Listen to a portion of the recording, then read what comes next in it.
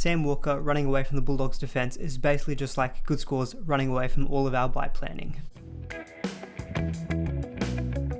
Hey everyone, welcome back to another video from A Man Talks NRL SuperCoach. We're going through the roundup of round 17, the second bye week of the season, and a lot of big news, not just in SuperCoach but also in the NRL happening this week. We've just got confirmation that the NRL is probably planning to move all the comp up to Queensland, which makes sense given the COVID situation here in Sydney. So to all my viewers who are in Sydney, hopefully the lockdown is going okay for you. So hopefully with NRL on the TV, we can still be doing okay and have some entertainment. But yeah, so big news there. And also with Set of Origin Game 3 has also been moved from Newcastle up to the Gold Coast as a result. So big changes in the NRL. Potentially we might see some impacts of that in SuperCoach, the home and away advantage being less kind of, evident. But until then, let's get into the summary and wrap up of round 17. So just a brief update of the trades that I actually made this week. So I was fully planning on not actually taking or doing any trades this week, just given the uncertainty I had around certain players to bring in. And just also I had 8 trades left and I just was thinking about maybe conserving them. But it got closer and closer to the Sunday game, Sharks versus Warriors, and I thought, you know what, it would be really nice to get an extra guy in there based on the score that I was sitting at, and I thought, maybe it is a good time to jump on someone who can cover round 17 but also do well for the rest of the season, hopefully. So I ended up doing a trade of Matt Burton to Cody Nikorima. The reason being for that was the extra game for Cody Nikorima hopefully was going to outscore Matt Burton, even though Matt Burton's next 2 games after this week are pretty good. He's versing the Warriors obviously next round in round 18, and then also the Broncos in round 19 versus the Warriors, who obviously were playing the Sharks today, and then they were versing the Panthers, and then they are versing the Rabbitohs. So a bit of a mixed draw for Nikorima versus Burton, but the draw for the rest of the season for Nikorima is quite good, so I was happy to pull the trigger and hopefully gain some extra points this round. But as you can see, that didn't really pay off for me so much. This is the total points that I got. I had 9 players for this week after doing that Matt Burton to Nikorima trade, and I finished on 712 pre-updates. Updates have come in for the first 2 games, but not yet for the Roosters and the Warriors game at the time of recording. So 712 is what I'm currently on. I do feel like coming off 9 players is probably par. I mean, Cody Walker was a big contributor here with 130 points as captain, and Alex Johnson as well, definitely covering the cracks in the rest of the team. But I feel like around 700 is probably the par score that I'm going to see around a lot of the leagues and a lot of people's scores that they're posting on, say, social media as well. So I think if you got around 700, you're probably hopefully not going to change too much in rankings. So the first game of the round was the Sea Eagles taking on the Raiders, and the Raiders, what you maybe call is a bit of an upset, winning this one 30 points to 16, getting back in the winner's circle, and I think that's their first win in about 4 or 5 games, so definitely much needed for the Raiders to keep them in contention for finishing in the top 8. And for the Sea Eagles, their first loss I think in quite a while. They've been on a hot streak, but obviously without Cherry Evans and Turbo, their impact and attack was just not quite the same as what it would be with those 2 guys in there. Dylan Walker and Olakuatu were the best scorers for the Manly Sea Eagles. Walker playing at halfback didn't manage to score a try, but definitely did seem to stifle their attack, and I don't think he'll be playing in the halves for much too longer. Definitely looks more like a centre kind of thing. And Olakuatu has actually been doing really, really well the past few weeks. Probably in hindsight would have been a good cheaper second row forward to go for, but I think now that the round 17 advantage is gone and most people are going to be trying to solidify their second row forward with keepers like your Angus Crichton, David Fafitas, etc. Not sure how valuable Olakuatu is, but maybe if you've already got him, obviously he's a good hold for the next few weeks. But if there's any injury potentially, maybe Olakuatu is someone that we can look to because he's had some really good scores and definitely shown the ability to get some attacking stats as he did here, coming away with a 79. Moses Suli also scored a try on his way to a 71, but he also did get Falcon, so I feel like he should be docked 10 points for that. It'd be funny if SuperCoach added something like a Falcon, but it was quite funny. But still, 71 points for him is pretty solid. And Mighty Tapau as well with a 60 was the next best performer for the Sea Eagles. And apart from that, not really too many other high scores, like no one else scored above 60. Ruben Garrick was obviously a big talking point coming into this week. I highlighted in my trade targets video that without Turbo, he's been averaging around 59, and he got close to that with a 51 here in this game. Obviously, in the first half, the Sea Eagles just had essentially no ball after the first 10-15 minutes. The Raiders were just, forcing dropout after dropout. I think it was about 7 or 8 that they finished the game with. And the Sea Eagles just weren't able to generate any attack except until like the later half of the second half. So that's only when Garrick was maybe able to get his hands on the ball a little bit more. But still 51, in a game where he obviously got a couple of goal kicks, but nothing really else. 51 is pretty solid. I'm pretty happy with that. But given that his break-even was minus 14, and he's a lower score, 51, versus the really high scores he's had in the last couple of weeks, that should see his price hopefully drop in the next week or so as well, if he has another game around this score next week. So then if you didn't jump on him this week, around round 19, round 20, he could be nice and cheap, and you could get him on at that point in time. And there's not really much else to speak of here from the Seagulls. I mean, Jason Saab with a 12-pointer. This is the Jason Saab that I remember I tweeted out. This is the one that I traded out so many weeks ago. The 162 last week was obviously an amazing score if you played him for that as well. But bringing him in, I mentioned in that video as well that Saab without Turbo, he averages around 20, 25, and even with Turbo in the team, he has got scores around 25, 30, and this he doesn't have the base statistics really, and without the Sea Eagles able to generate any good attack, only 12 points is kind of, it's a throwback to early parts of the season when Saab was getting scores of 5. So hopefully you didn't just jump on him for the appeal of last week's points, because really didn't perform that well in this game for you. Onto the Raiders, I mean, not too many Supercoach options I think that were being discussed coming in. I mean, Corey Harionara, someone I owned, definitely I was mentioning he was a good pickup. Only scored 44 though, so not a fantastic return there in this particular game. He did seem to be lacking in defense quite a bit of time, so hopefully he manages to keep his place, because I think he will provide some valuable depth in the second row forward moving forward. The best guy here was obviously Sam Williams, scoring a double with 104. He was definitely the round 17 half to get by the look of it. And other notable performances here from the Raiders were Emre Gula, Tom Starling, who all scored tries. Starling is so good when he gets actual minutes. He's really crafty around the middle of the ruck. Scored that try obviously on his way to a 72. But Starling, if he does ever get an extended run of games with higher minutes, he's definitely always a good Supercoach option to look out for, because he definitely is, even if you look back at games that he's played decent minutes so far this season, he always usually scores around 55, 60 plus. So definitely a good Supercoach option if he gets the minutes. Apart from that, you have Josh Hodgson with a 64, Ryan Sutton with a 63. They were the best scorers in terms of getting scores over 60. Not really much else. I mean, Jordan Rapana, I didn't actually mention him in my point of difference center wings. I really probably think he should have deserved maybe more of a mention. I have mentioned him in a couple of weeks back, but always more as a bit of a throwaway. Say, I think he's a good option potentially with decent games. But yeah, 55, pretty solid from him. And not really much else I think to speak of out of the Raiders. I mean, Xavier Savage, who was a cheapie that a lot of people were looking for.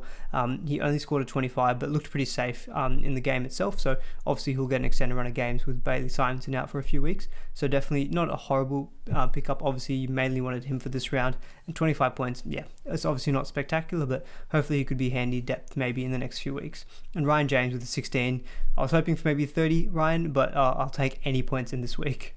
So the second game of the round was the Rabbitohs taking on the Cowboys, and they won this game pretty comfortably in the end, 46 points to 18. And I don't know about anyone else, but probably was the case for I think most people. This is where you got your Supercoach points this weekend, with the Rabbitohs running up a score, and it was Taane Milne, Cody Walker and Alex Johnson all getting 130, Taane Milne 131.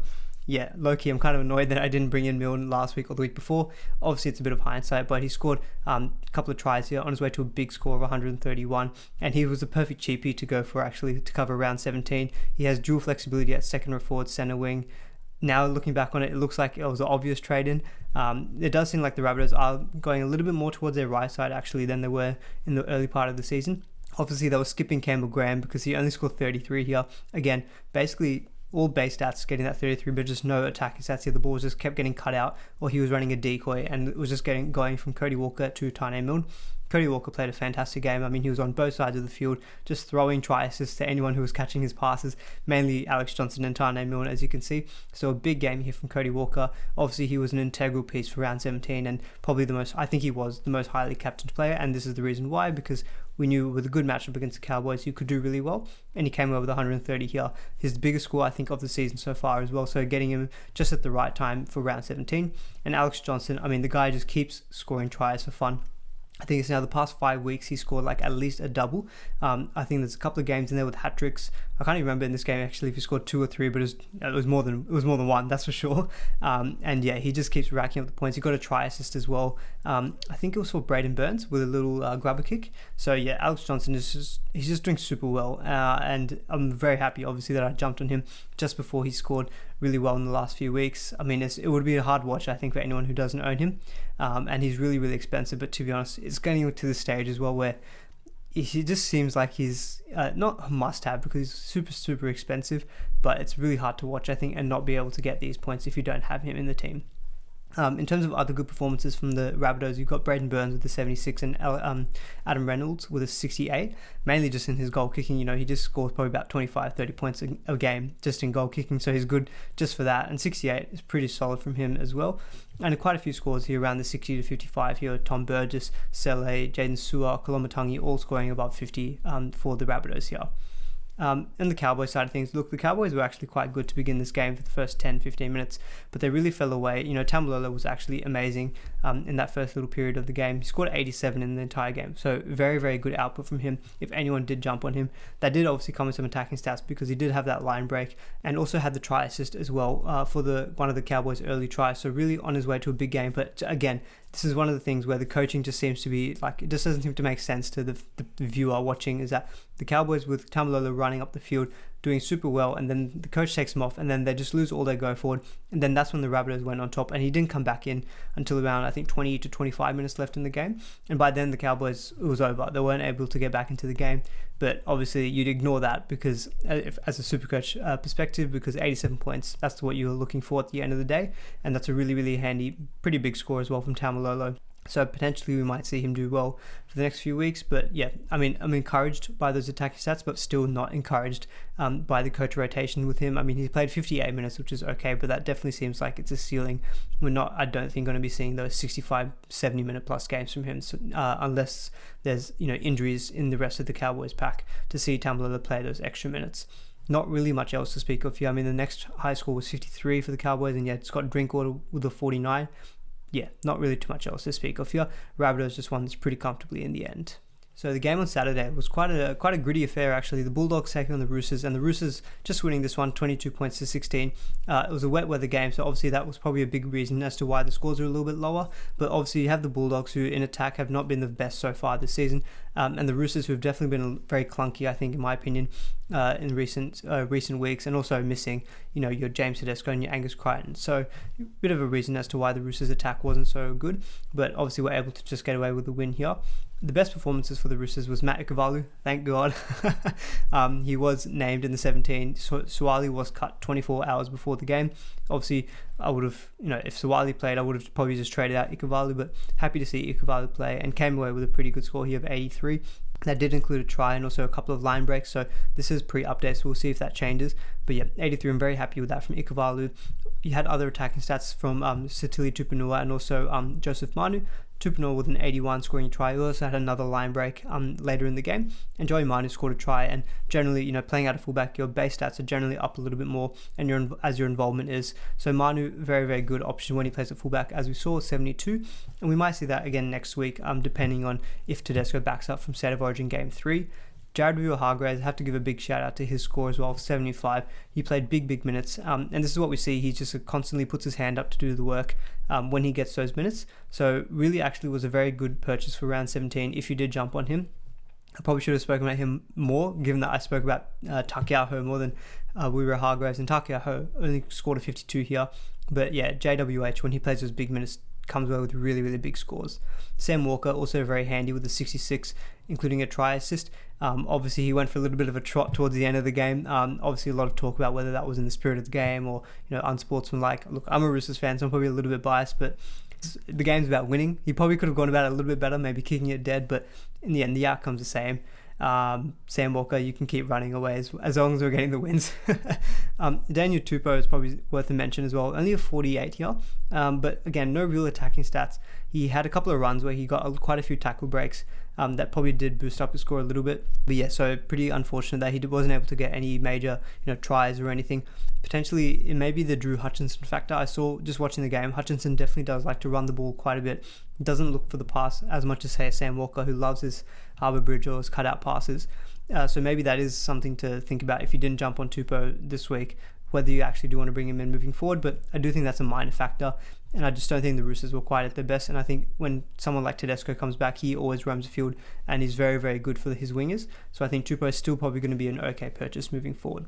For the Bulldogs, the best performances here was from Josh Jackson, who again, similar to that JWH, just puts his hand up to do the work. He tackles his butt off, he makes plenty of runs, on his way to a big 71 and all in base here. So definitely if you jumped on him for round 17, he's been actually really good in the past fortnight. 71 here, and he scored 63, I believe it was last week.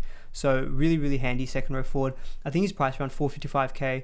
I did actually have a quick look at him, potentially maybe as a Tohu Harris replacement, but I thought, I'm not quite sure.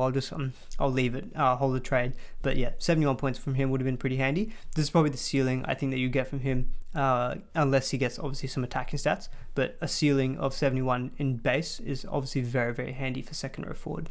Nick Meaney also scored a try here on his way to 63, and Luke Thompson again putting his hand up to do a lot of work through the middle, and 61 points here. So definitely a game that benefited the forwards. As you can see, quite a few middle forwards doing well here, like JWH, Josh Jackson, Luke Thompson, etc.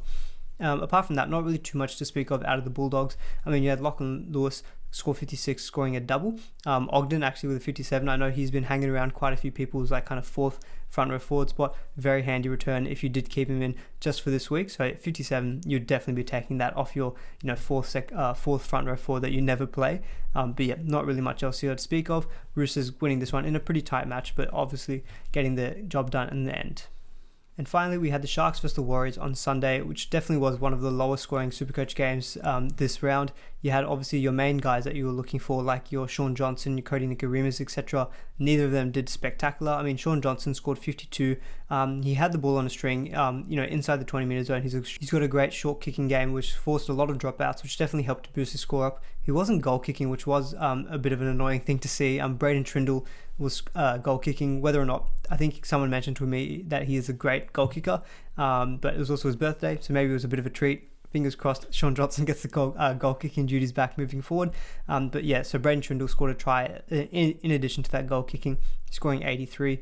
Aiden Tolman doing really, really well here. 71 points, basically all in base. And compare, looking at that in his last month, he's actually been putting up some really, really good scores. Maybe someone to consider in your front row forward. I think it's 62, 58, like 83 last week and 71 this week. So again, that's a really good month of Supercoach scores. Probably someone maybe we should have discussed a little bit more.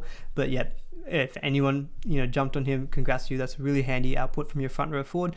Braden Hamlin-Ueli, can we just speak about that try celebration? That was amazing. If anyone likes the WWE, I definitely loved watching that when I was a kid. Fox 8, whatever it was on Foxtel, doing that pretty epic. And hopefully I think Sportsbet actually gave 10k instead of 5k for that celebration. Unfortunately, on a bit of a light down note, sorry for any people who jumped to my recommendation of the Sharks swingers. They just didn't do much for this game. It was a really low scoring game, but you had Mulatalo with 30 and Sione Katoa with 16. Ooh.